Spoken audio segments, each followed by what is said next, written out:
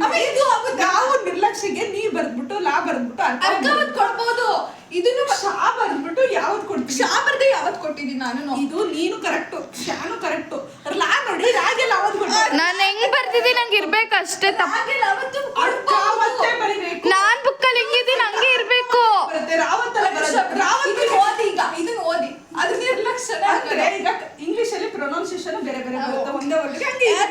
ಇದನ್ನ ನಾವು ಒಪ್ಪಲ್ಲಪ್ಪ. ನಿರ್ಲಕ್ಷ್ಯ ಅರ್ಕಾವತ್ತು ರಾವತ್ತಲ್ಲ. ರಾವತ್ ಕೊಟ್ಟಿರ. ರಾವತ್ಗೂ ಅರ್ಕಾವತ್ಗೂ ಡಿಫ್ರೆನ್ಸ್ ಇದೆ. ನೀವಿಬ್ರು ಜಗಳ ಆಡೋ ನಿಲ್ಸಿ. ನಾನ್ ಹೆಂಗ್ ಬರ್ತಿದ್ದೀನಿ ಹಂಗೆ ಕೊಡೋದು ಅಮ್ಮ. ನಾನ್ ಹೆಂಗ್ ಬರ್ತಿದ್ದೀನಿ ಹಂಗೆ. ಇಬ್ರು ಜಗಳ ಆಡೋ ನಿಲ್ಸಿ. ಗೂಗಲ್ ಅಲ್ಲಿ ಸರ್ಚ್ ಮಾಡು. ನಾನು ಒಪ್ಪಲ್ಲ. ರಾಗೆ ರಾವತ್ ಕೊಟ್ರು ಲಾ ಅಂತಾನೆ ಓದೋದು. ನಿರ್ಲಕ್ಷ್ಯ ಅಂತಾನೆ ಆಗುತ್ತೆ. ನಾನು ಬರ್ದಿರೋದನ್ನು ಅದೇ ಬರೋದು ವರ್ಡ್ ಬರಲ್ಲ. ಈಗ ಯಾವುದೇ ಟೀಚರ್ ಹೋಗಿ ಲಾಗೆ ಅರ್ಕವತ್ ಕೊಟ್ರೆ ಮಾತ್ರ ನಿರ್ಲಕ್ಷ್ಯಗೆ ಅದು ಪದಕ್ಕೆ ಒಂದು ಕರೆಕ್ಟ್ ವರ್ಡ್. ರಾವತ್ತೆ ಬೇರೆ, ಅರ್ಕವತ್ತೆ ಬೇರೆ. ರಾವತ್ತು ಬರುತ್ತೆ, ಅರ್ಧಚಂದ್ರ ಕೃತಿ ಬರುತ್ತೆ. ಇದು ಡಿಕ್ಟೇಷನ್ ಅಲ್ಲ, ಮರ್ತ್ಬಿಡಿ ಆಯ್ತಾ. ಇದನ್ನ ಏನಂತ